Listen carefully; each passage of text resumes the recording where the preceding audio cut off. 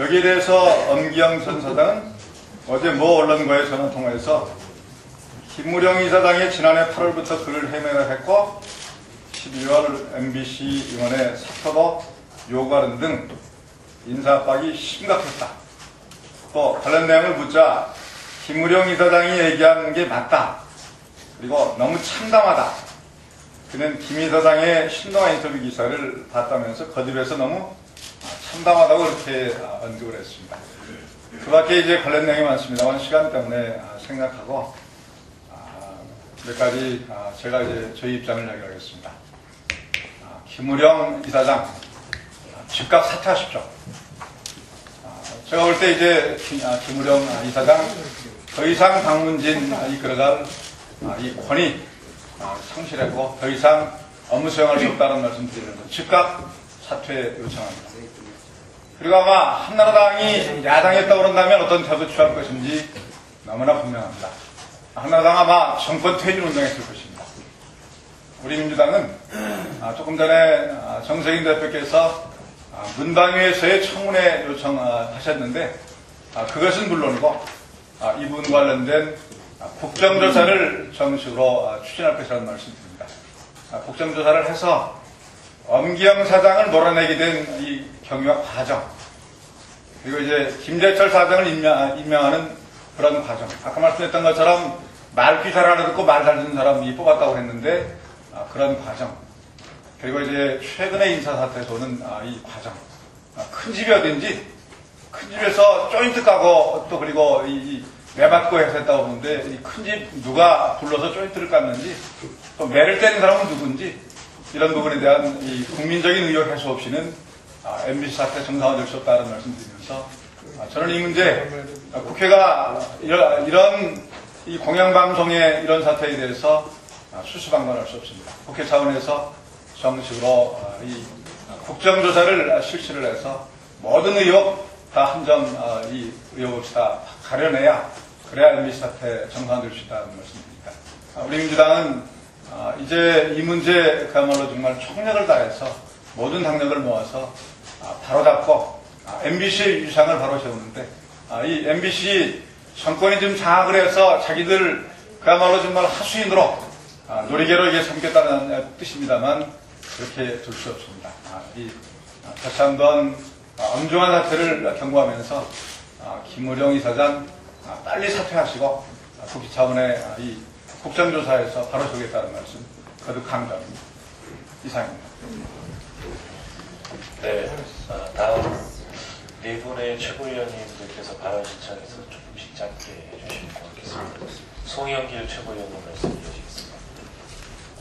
네, 국민 여러분들께서 한명숙 전 총리에 대한 재판 과정을 보면서 대한민국 검찰이 일국의 총리를 지낸 분을 이렇게 허술하게 기소를 해서 전 국민 앞에 이렇게 명예를 훼손시키는 이런 섣부른 행위를 할 수 있겠는가에 대해서 경악을 금치 못하고 있습니다.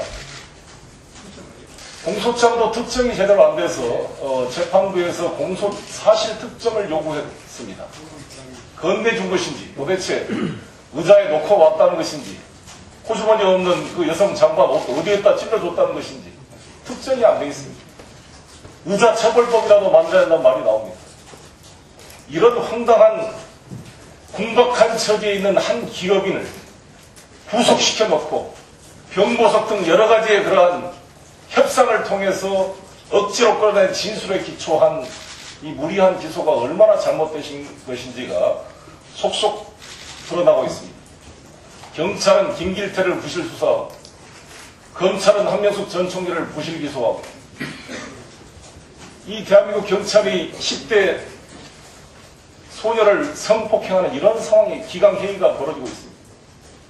도대체 이런 제대로 된 것은 기강을 잡지 않고 이런 정치 보복 수사에만 여론 올리는 검찰, 경찰의 각성을 촉구하고 이 재판 결과에 따라서 관계 검찰, 장관을 비롯한 이 정권 차원의 책임이 추궁돼야 될 것임을 미리 말씀을 드립니다. 박문진, 김무령 이사장이 국민과 MBC를 우롱하고 있습니다.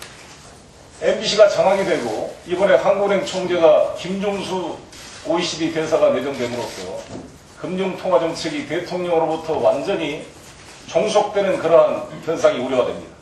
이제 마지막 남은 사법부의 장악 음모가 드러나고 있습니다. 법관 인사위원회를 만들었어요. 법무부 장관이 추천한 인사가 법관 인사에 개입한다는 게 말이 되는 일입니까? 양형까지도 아예 결정하겠다는 것이 대통령 직속위원회.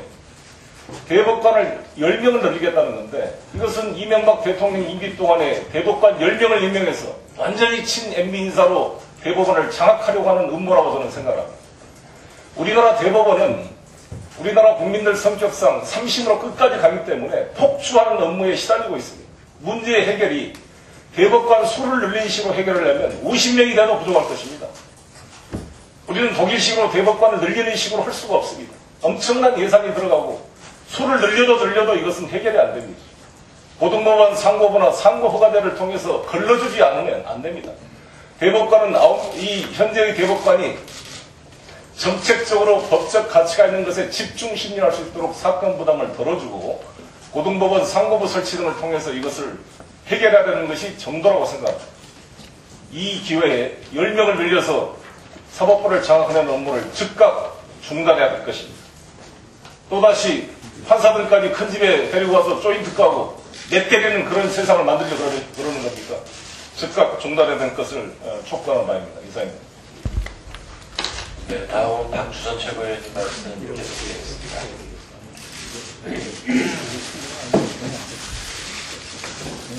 네, 한나라당이 사법개혁의 골자를 어제 발표를 했습니다. 대법관을 10명을 증원하고 법무장관이 추천하는 사람을 대법원 인사위원회에 파견시키고 또 그래서 새로운 인사위원회를 결성하고 또 양형위원회를 만들어서 대통령 직속하에 두고 또 피의사실 공표죄를 징역 7년 이하로 상향 조정을 하고 등등 하고 있습니다. 도대체 이 한나라당이 정신이 있는 당인지 정신이 나간 당인지 아예 정신이 없는 당인지 알 수가 없는데 국회에 설치되어 있는 사법개혁 특위는 헌법과 법률의 테두리 안에서 사법부를 개혁을 하고 검찰을 개혁을 하는 역할을 하는 셈입니다. 우리 헌법 101조는 사법권은 법관으로 구성된 법원에서 한다고 되어 있습니다. 또 법관은 헌법 104조에 대법관 회의 동의를 얻어서 대법원장이 임명한다고 되어 있습니다. 이런 헌법 규정의 정면으로 배치되는 법무장관이 파견하는 인사가 포함이 된 새로운 인사위원회의 결성, 또 양형위원회를 대통령 직속에 두는 것, 이것은 헌법 개정이 없이는 불가능합니다. 지금 사법개혁 특위는 헌법 개정 특위가 아니라는 사실을 명심하고 대통령 직속으로 장악을 하려는 그런 음모를 즉각 중지해달라 하는 말씀을 드립니다. 사법부 독립의 근간은 법관을 인사합니다. 또 양형입니다. 법관 인사를 대통령이 법무장관을 통해서 통제를 하고 법관의 양형 문제를 대통령 직속화해서 통제를 한다면 앞으로 법관의 판결문은 대통령 재가를 받은 다음에 선고를 해야 되는 것이나 뭐가 다르겠는가 하는 말씀을 드리고 특히나 대법관을 이 정부에서 10명이나 늘리겠다고 하는 것은 10명을 대법관을 늘려주겠다는 사법부에 대한 먹이를 구실을 해가지고 사법부를 장악하려고 하는 저질스러운 음모극에 불과하다 이렇게 평가를 합니다. 특히나 인구 3억이 되는 미국에는 대법관이 9명입니다. 인구 1억 2천 명인 일본은 대법관이 15명입니다. 우리 인구 5천만이 되는 대한민국의 대법관은 14명입니다. 어차피 사회가 발전함에 따라서 사건은 증가일로 있게 되는데 계속해서 사건이 증가할 때마다 대법관을 늘리면 몇십 명, 몇백 명을 늘려도 부족하게 됩니다. 이 사법부 비대화를 가져올 뿐만 아니라 이것은 삼권 분립의 제도에도 어긋나고 사법부를 장악하는 업무이기 때문에 한나라당의 사법개혁 안은 도저히 받을 수가 없다는 말씀을 드리고